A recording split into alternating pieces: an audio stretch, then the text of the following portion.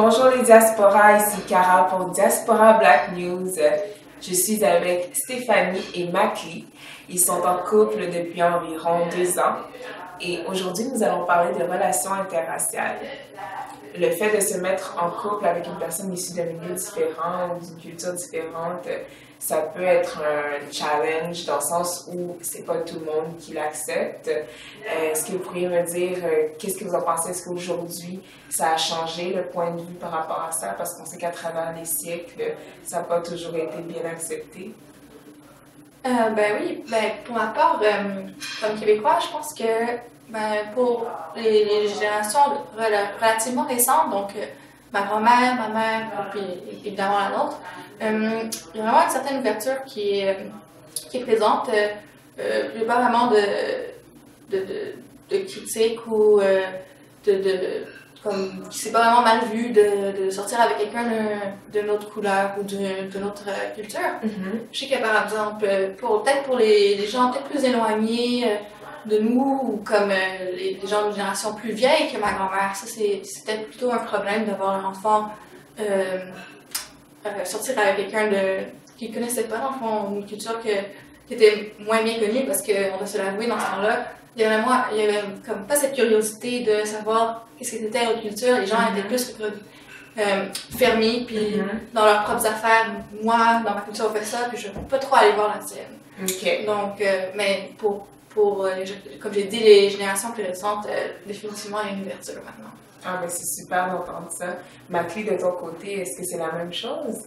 Oui, ça se ressent pas mal pour notre culture à nous. En fait, les Haïtiens en général, je dirais plus que les générations plus vieilles, c'était quelque chose de moins bien vu et qu'on essayait toujours, comme Stéphanie dit, de rester avec les gens qu'on connaît, les gens qui nous ressemblent. Et puis maintenant, de jour, on voit de plus en plus de couples de différentes cultures qui se mettent ensemble. Donc moi, je pense que c'est une bonne chose. Je pense qu'il y a changement sur ce point.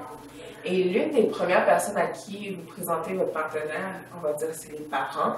Est-ce que vos parents ont bien réagi à votre relation? Moi, il n'y a pas vraiment eu de problème, il n'y a pas eu de surprise non plus, parce que ça s'est fait vraiment comme graduellement, je dirais. Il avait déjà vu Makli comme ça passer, il était avec moi, mais tu sais, je l'avais jamais vraiment rencontré formellement, comme si je pourrais dire.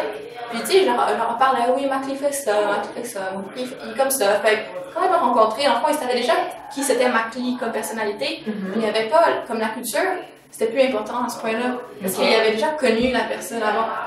Mais je pense que même s'il avait peut-être rencontré comme ça, boum, Makli est là, Makli est haïtien, noir, je crois pas qu'il y aurait eu un recul par rapport à ça. Un préjugé ou quoi que ce soit? Non, je crois pas. Mais tu sais, je sais que ça serait possible dans d'autres familles, peut-être que ce soit présent, malheureusement. Est-ce que tes parents sont des personnes qui côtoient des gens de d'autres cultures aussi? Ma mère, un petit peu moins, ça la donne moins. Mais mon père, justement, fait affaire en Haïti, puis une copine cubaine. Donc, il travaille en Haïti? Pas vraiment, il a un emploi ici à Montréal, mais il fait comme certains projets en construction en Haïti. La construction de certaines écoles, ouais.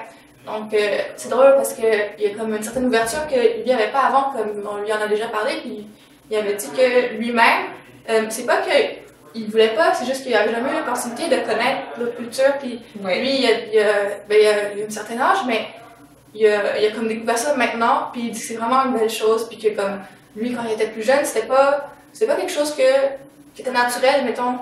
Donc, ça vient aussi, on pourrait dire, un peu de l'éducation. Ouais. Puis lui, il est content d'avoir eu la chance d'avoir pu le connaître, parce que comme lui avait, justement, avec ses parents, peut-être ses grands-parents, qui avaient eu comme certains préjugés qui lui avaient été dit, puis quand tu sais pas, peut-être que tu les gardes avec toi. Mais, exactement. Mais justement, lui, il a eu l'expérience de vraiment côtoyer plusieurs cultures, puis ça, il en est très content, puis ça, il n'y a pas eu de jugement. Donc, il y avait la peur de l'inconnu, et maintenant qu'il a appris à connaître, il est bien content. Il est content. C'est super. Toi, Makli, comment tes parents ont réagi face à ta relation avec Stéphanie? Mais comme moi, je leur avais déjà dit que c'est québécoise, je pense que dans une conversation, on avait discuté, et puis j'avais déjà, disons qu'ils étaient un peu préparés à ça, même si dans le fond, il n'y avait pas de quoi se préparer. Parce que, comme Stéphanie dit, mes parents aussi, je pense pas qu'ils auraient été, qu'il y aurait eu problème si jamais ils auraient eu la surprise. De toute manière, ce n'est pas la première fois que j'ai une blonde québécoise, donc j'imagine qu'il n'y a pas de soucis sur ce point-là. OK, c'est super cool. Côté adaptation, vous avez sûrement dû vous adapter à plusieurs choses et chez l'un et chez l'autre. Est-ce qu'il y a des habitudes culturelles auxquelles vous avez eu à faire face? Et puis, ça peut être par rapport à la nourriture, ça peut être par rapport à la religion, ou peu importe qu'est-ce que c'est. Toi, Stéphanie, par exemple? Ah, il y en a quand même plusieurs. Maintenant que j'y pense plus, là. Tout d'abord, la manière de saluer les gens. On sait que, parce que moi j'ai appris que chez les gens haïtiens, quand tu rentres chez eux, même si c'est pas dans le cadre d'un événement ou rien, c'est vraiment important d'aller dire bonjour aux parents, comme si tu les vois comme ça. Puis pour moi, comme quand je rentre chez moi, je suis comme allô maman, allô papa, puis ça passe. Par exemple, moi j'avais l'impression que d'aller faire la bise, comme on donne pour les gens dans les familles haïtiennes, c'était comme plus d'aller comme déranger la personne, de rentrer comme dans sa bulle. Mais j'ai appris que non, c'était plutôt une marque de respect. Fait qu'au début c'était un petit stress là, mais je vais être bien perçue, puis ça me dérange plus là maintenant. Puis j'ai appris que côté religion aussi, la religion est vraiment plus présente chez les familles haïtiennes, je crois, que dans les familles québécoises. Elle est très présente chez nous aussi, mais je pense qu'on a un peu plus de recul, surtout pour les jeunes générations.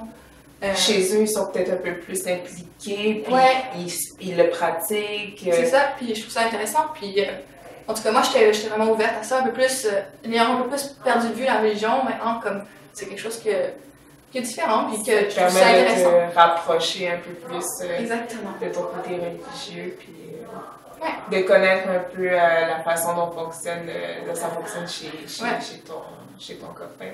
Ouais, puis quand même la religion, je trouve que c'est intéressant de voir que comme la perception est un petit peu différente. En tout cas, c'est une autre conversation au complet là, ça. Mais moi, je trouve ça intéressant. Mais t'as l'air super ouverte et tout à connaître la culture chez Makli, puis c'est super beau à voir. Makli, toi, à quelle habitude as-tu été confrontée? Chez Stéphanie, tu as dû être confrontée à certaines habitudes. Moi, je dirais que ce qui me frappe le plus, même si chez les Haïtiens, c'est quelque chose qu'on peut retrouver, c'est le souper de famille.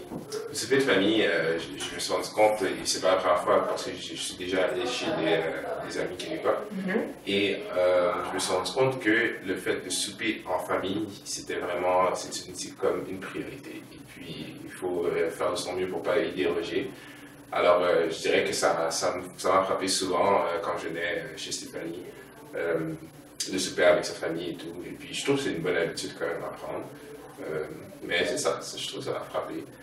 Sinon, je dirais pas moi, mais encore une fois, Stéphanie, chez nous, on mange souvent du riz. Et en fait, c'est quasiment presque chaque jour qu'on mange un plat de riz.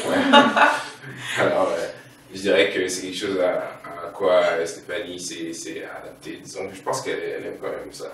Ouais, le riz, j'aime ça le riz, mais plus que ça, ce qui m'a dérangé, c'est bizarre, hein, c'est pas le riz, parce que le riz, tu sais, genre, on en mange aussi, juste moins souvent. Mais on mange pas des bananes. Des bananes pesées. Non, des bananes dans toutes les manières possibles. Les bananes plantains ou bananes pesées. Ouais, des bananes dans la soupe. Pas soupe, mais... c'est dans le bouillon, le consommé. En tout cas, l'usage des bananes, pour nous, c'est dans les smoothies, dans les desserts. Et puis, tout ça, j'ai pas eu comme vraiment de réticence parce que moi, j'aime vraiment ça comme des plats de partout dans le monde. Puis je suis pas difficile. Mais c'est vraiment quelque chose que tu regardes, t'es comme, ça peut être déplacé. Nous, on trouve ça comme... Tu sais, comme quelque chose qui n'est pas placé dans son élément naturel. Mais ça, c'est comme, c'est parce qu'on n'est pas habitué de voir ça. Exactement. Mais sinon, est-ce que tu aimes ça? En tout cas, vous avez parlé de banane, la banane dans la soupe. Est-ce que tu as déjà goûté? T'aimes ça? Oui, mais c'est pas ça que je préfère. Après, ce que je préfère, c'est les bananes pesées, là, comme qui sont frites. Ça, comme si j'apprenais à m'en faire, même moi, dans ma vie quotidienne, j'intégrais à mon alimentation, parce que j'aime vraiment ça. Bon, ben tu demanderas à la mère à Makli. Écoutez, vous avez l'air super beau ensemble, vous avez l'air super cute, vous avez l'air d'avoir une belle complicité. Sauf que c'est sûr que ça ne doit pas toujours être rose, on va pas se mentir, il y a des... Dans tous les couples, il y a des tensions, etc. Mais par rapport à notre sujet d'aujourd'hui, les relations interraciales, nous aimerions savoir, concernant les normes culturelles et chez l'un et chez l'autre, est-ce que vous avez été frappé par certaines normes, des règles, que vraiment, là, t'arrivais chez l'autre, puis c'est comme, non, ça marche pas comme ça, ou c'est ça marche pas comme ça, puis vous avez eu des tensions par rapport à ça, avec la famille, ou peut-être entre vous-même? Quelque chose qui a fait vraiment qui a été une différence entre nos deux familles, c'est le fait de dormir chez le chum, chez la blonde. Disons que chez Québécois, c'est quelque chose, je crois, qui est tout à fait naturel. D'aller dormir chez son partenaire? Oui, je pense qu'on a des amis québécois qui font ça sur une base régulière. Alors, pour nous, les Haïtiens, je pense que c'est vraiment différent. Nous, en fait, c'est assez mal vu d'aller dormir chez des amis ou même chez la copine ou le copain. Alors, disons qu'au début, il y a eu peut-être une mini tension à propos de ça. Avec les parents? Mais avec les parents, en fait, c'est quelque chose qu'on ne pourrait pas, parce que, disons, je me suis adapté à cette manière de faire parce que je me suis dit que c'est quand même bien. Surtout si c'est une relation sérieuse, quand même, nous, ça fait quand même 2 ans qu'on est ensemble. Puis je pense qu'on ne pense pas à se quitter de sitôt, là, si jamais on se quitte. Et disons que Stéphanie est quand même dormi chez nous, et disons peut-être une fois par semaine. Puis on ne pourrait pas faire ça à chaque jour. Et surtout, les parents le savent. On leur dit, ils savent qu'elle vient de temps en temps, et puis il faut le dire à l'avance, bien sûr. Mais, il faut le dire à l'avance. C'est ça. Mais de mon côté, si pour venir dormir chez Stéphanie, disons, c'est un peu plus compliqué. Puis moi, personnellement, je ne me suis pas encore fait à l'idée de disons, pas dormir chez moi. Disons que la culture, c'est quand même intégré chez moi, le fait de dormir chez moi. Puis je pense que des fois, ça peut créer une petite déception chez Stéphanie. Puis, le fait que tu ne peux pas toujours venir dormir chez elle. C'est ça. Disons que je le fais une fois de temps en temps, peut-être pas assez souvent, mais je pense que c'est quelque chose qui va finir par venir au fil du temps. C'est ça. Donc, tes parents t'en donnent le droit, mais j'imagine que c'est pas ce qu'ils préféraient que tu aies cette habitude-là. Oui, c'est exactement ça, en fait. Ils essaient le plus possible d'éviter ça, en fait, dès que possible. Ils préfèrent que je ne le fasse pas. Ouais. D'accord. C'est compréhensible d'une certaine manière. Les parents ont leurs habitudes, leurs règles, leur façon de faire. Dans toutes les cultures, on a sa façon de faire.